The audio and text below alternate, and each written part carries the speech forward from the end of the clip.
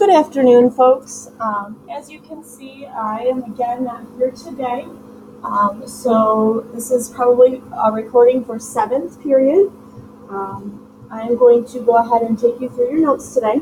The sub should have already collected your homework from last night, which was page 520, 48 to 51, and page 526 and 527, numbers 10 and 35. So let's go ahead and get started on our warm-up today. What is the solution set for the equation? Now remember, there's two ways you can do this. You can actually solve it, or you can just plug in those numbers and see if they work.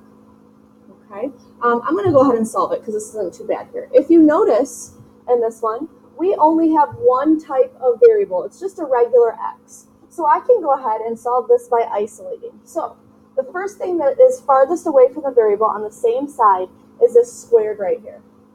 In order to get rid of that squared, I have to do the opposite, which is the square root.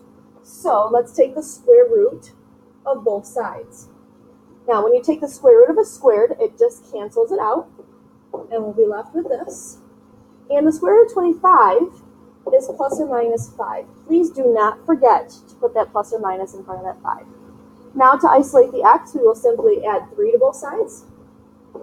And I have x equals 3 plus or minus 5. So now we're going to find our two answers.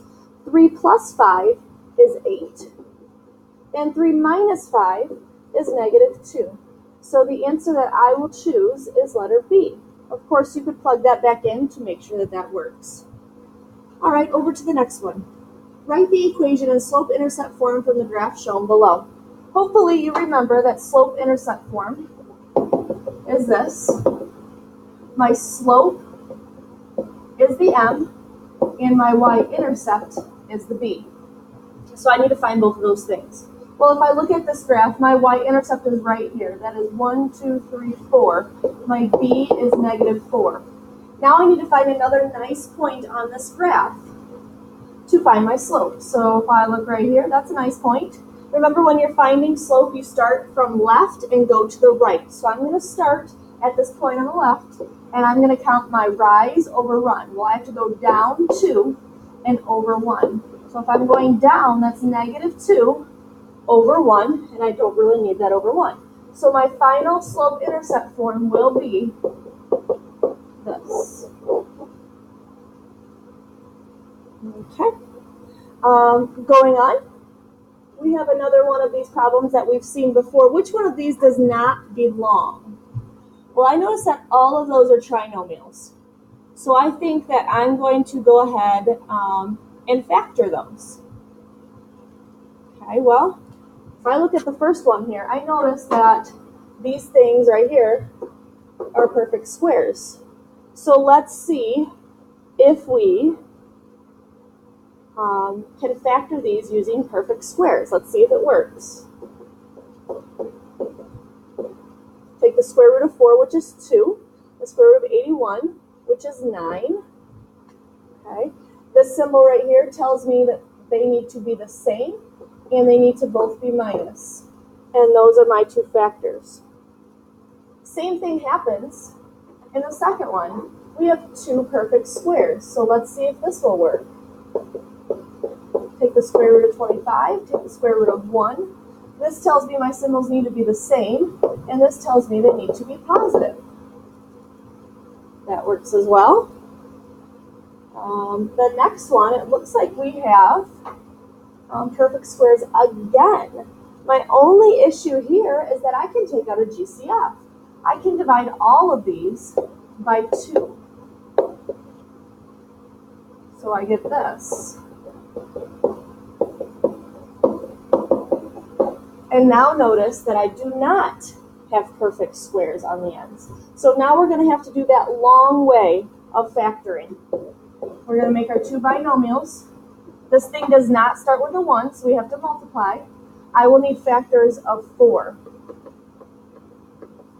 My symbol tells me I need to add to 5.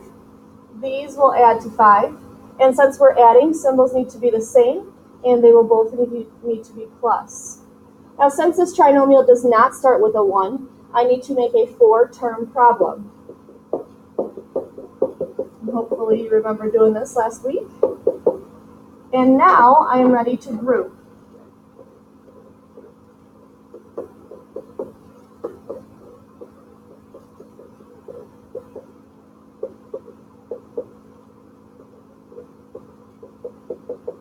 And you'll notice I have the repeated factor and the leftover factor. So this would be my final factored problem. All right, let's take a look at the last one. Again, we start with and end with perfect squares. So we'll take the square root, take the square root of 16. This tells me my symbols need to be the same and they need to be negative.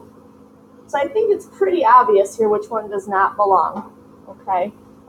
This guy right here was different than all the rest. You could take out a GCF, and when you take out the GCF, you no longer start and end with perfect squares. Okay, so some more of what we did yesterday. When solving an equation, the first way that I taught you to solve an equation, way back in like September, your whole goal was to isolate the variable. Okay, but remember, we can only do that if there was one type of variable, like they were all regular x's, or they were all regular a's. Okay, now we're dealing with two different types of variables, meaning like an x squared and an x, or a z and a z squared. Okay, if that is the case, you cannot isolate. You must use the zero product property. Okay, again, this is because we cannot isolate because there's two different types of variables. The first step in the zero product property is to set it equal to 0. Then you'll need to factor. Remember, we have lots of ways to factor now. And then finally, you will solve. All right, so let's take a look at number 1. There's some good news at number 1 here, folks. All you have are regular y's. Therefore, I can simply isolate. Okay? If you look at that problem, I can put together the y and the 4y to make 5y. And now, this is very easy for you to isolate the y. We'll add the 7. And we'll divide by 5. And y is 4. Notice that is one solution because the highest power in that original problem is 1. All right, number 2, if we take a look at this, again, we only have regular c's, so we can solve this by isolating. Well, the first thing we're going to have to do is get rid of those parentheses by distributing. Then we'll put together our like terms, and now we'll solve like normal.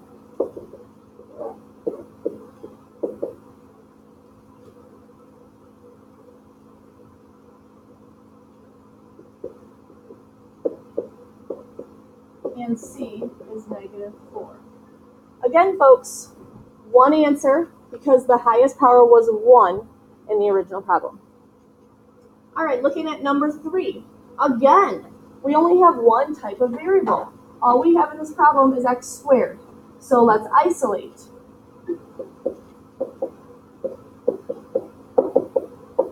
Okay, now remember, to cancel out a squared, we have to square root both sides.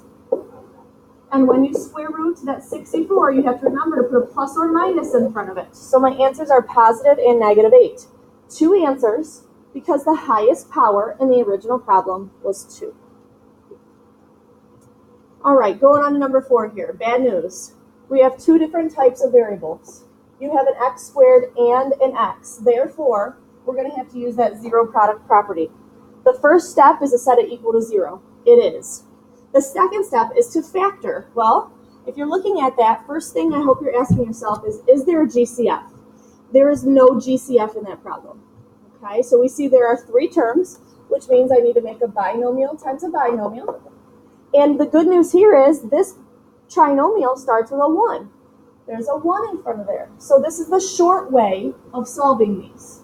In order to make it a regular x squared, we start with x's. I need factors of 25, and they need to add to 26. Well, these are the ones that will add to 26. If we are adding, that means my symbols need to be the same, and they will need to be subtraction. And now, because that thing started with a 1, we can just drop these in there. Now that it's factored, we set up our equations to solve.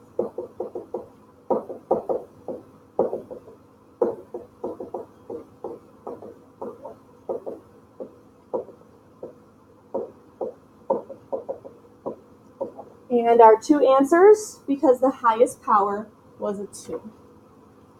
All right, moving on to number 5. Again, we only have regular r's, so we can just isolate. And we're going to have to distribute first.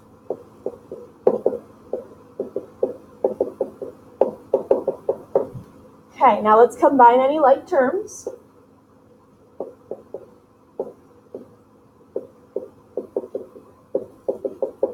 Now I need to get my r's together. Remember, we're moving the smaller r over. And now we're going to isolate.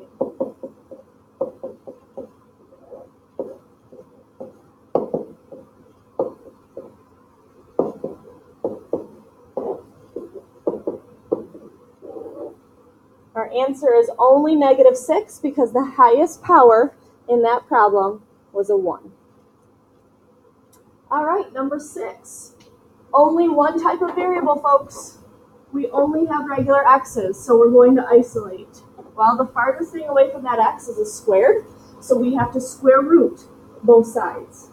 Again, remember, when you square root a square, it cancels out the square. When you square root that 64, you need the plus or minus in front of it. Now we're going to isolate. So I have x equals -6 plus or minus 8. And now we can find our two answers. -6 plus 8 is 2, and -6 minus 8 is -14. Two answers because the highest power is 2. Number 7. All I see here are regular y's, so we can go ahead and isolate. Before we do that, we'll need to distribute. Make sure when you distribute to everything that is in that parentheses. We're going to put together our like terms.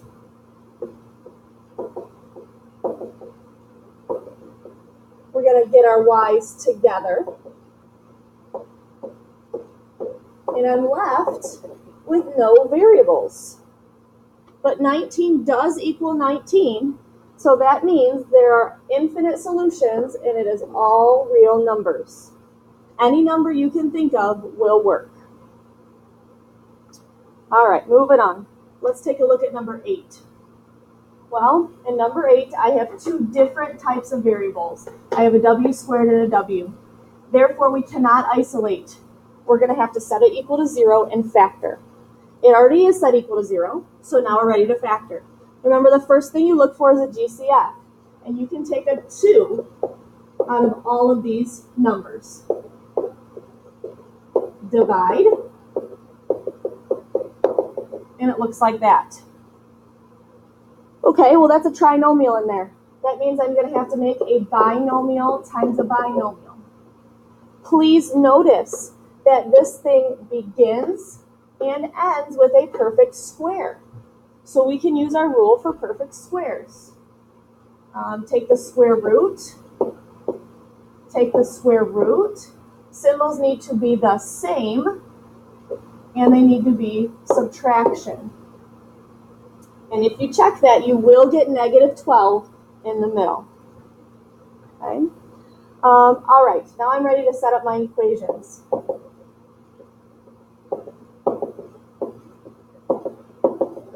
Okay, two things to notice here. This will not give me an answer, and these two are the same, so I really don't need to solve them both. I only need to solve one of them.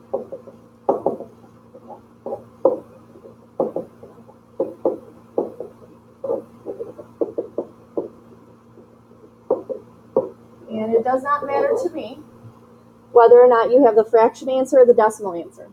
Now, folks, you might be thinking, well, there's supposed to be two answers because the power up there is 2. There would have been 2 answers, but remember, these 2 equations were the same, which would have given me the same answer for both of them. All right, looking over there at number 9. We cannot isolate because I see an x squared and an x. So we're going to have to set that equal to 0. Well, I think the easiest way would be to add this 25 x squared to both sides.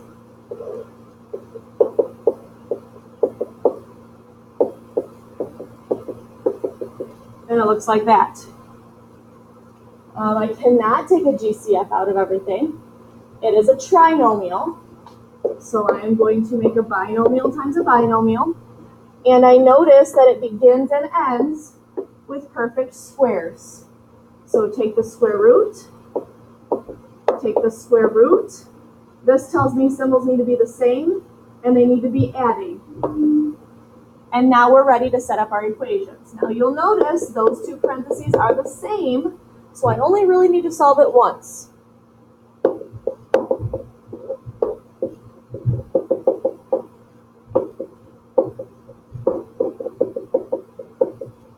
And again, it does not matter if you give me the fraction answer or the decimal answer. All right, about halfway done here, folks. Number 10, same situation. There's an x squared and an x, so I cannot isolate. I need to factor it. Well, I'm noticing I can take a 2 out of both of these, or all of them.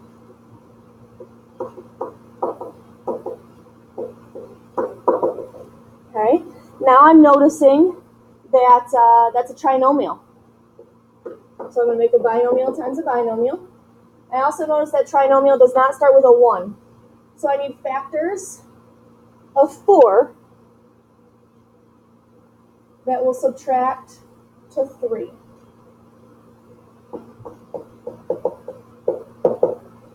Okay, so it looks like my factors that'll subtract to 3 are right here. Symbols need to be different, and the bigger one needs to be negative. Now, because this thing does not start with a 1, we have to make that 4-part problem.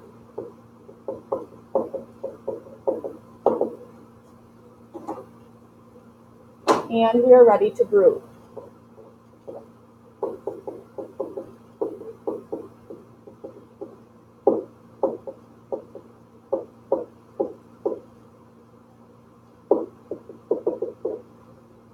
And my repeated factor and my leftover factor. And now that it's factored, we can set up our equations.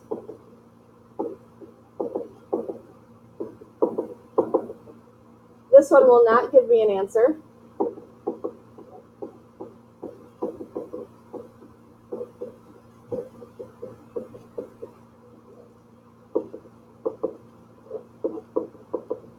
And there are my 2 answers. All right, so we're going to do some number 11. We've only got regular y's, so we can go ahead and just isolate. We probably should multiply that 2 over. And now we'll get our variables together. Divide, and y is 1. That was a nice little break from those other ones we've been doing. All right, over to number 12. I see a squared and an a, which means I'm going to have to set it equal to 0 and factor. Make sure you put this in the correct order.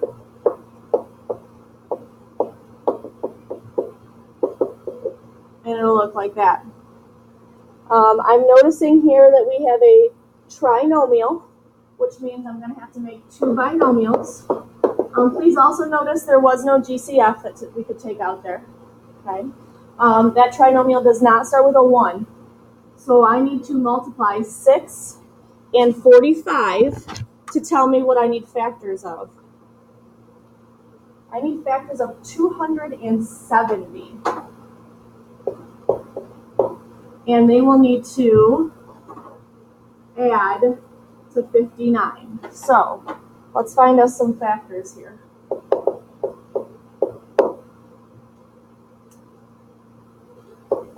Remember, I'm looking for them to add to 59. So once I get there, I can just stop.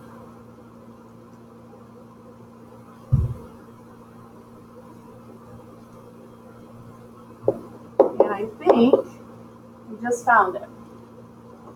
Right here. If we are adding, that means my symbols need to be the same, and they will need to be negative.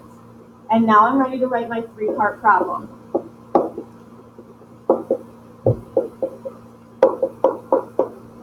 And next, we will group.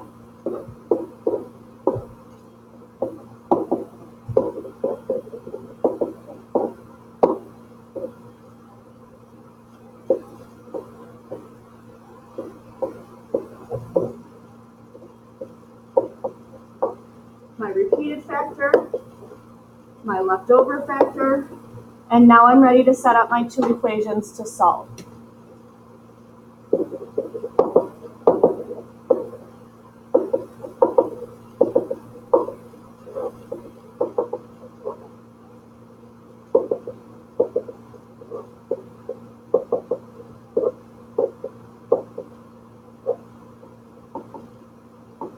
And of course, you could also give me the decimal answer for that problem.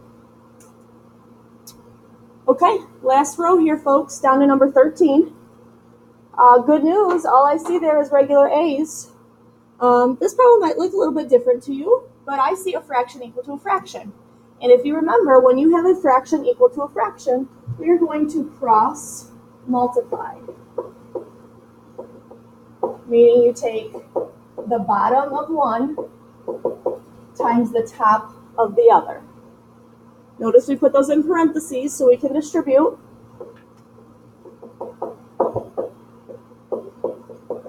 Get your A's together.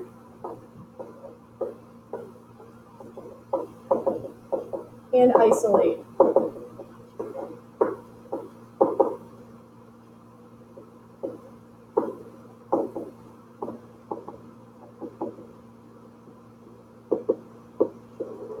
And there's your fraction or decimal answer, but notice there only is one answer because we only had a to the first up there. Good news in number 14 as well. All I see there is regular x's. Farthest away from the x is going to be that 8. So we're going to divide by it because it's being multiplied. Now the furthest thing away from that x is the squared. So we're going to have to square root it. Remember, when you square root that 7, you need the plus or minus. Now 7 is not a perfect square, so we're just going to leave it as radical 7 for now. Now we isolate. And you will need to plug this into your calculator to get the decimal answer. Negative 3 plus radical 7 should give you this. And negative 3 minus radical 7 should give you that. Two answers because of the squared term. All right, and lastly, number 15 is going to be nice and easy for us. Only g squared there, so we can isolate.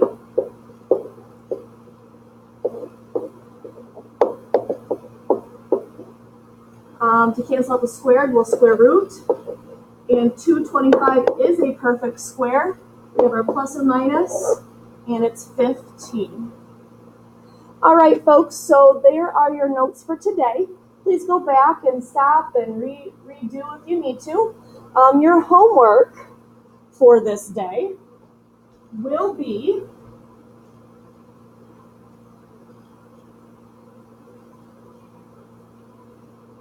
I believe it's a worksheet. Let me take a look here.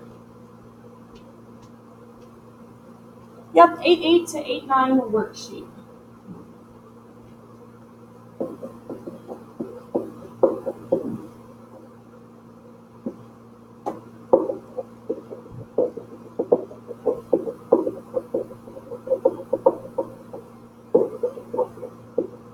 And the substitute should hand that out to you on your way out the door. Or if you get finished before the bell, you can go up and get that from your substitute. All right, folks, tomorrow we'll start our review, which means your test over factoring and solving these equations will be on Wednesday.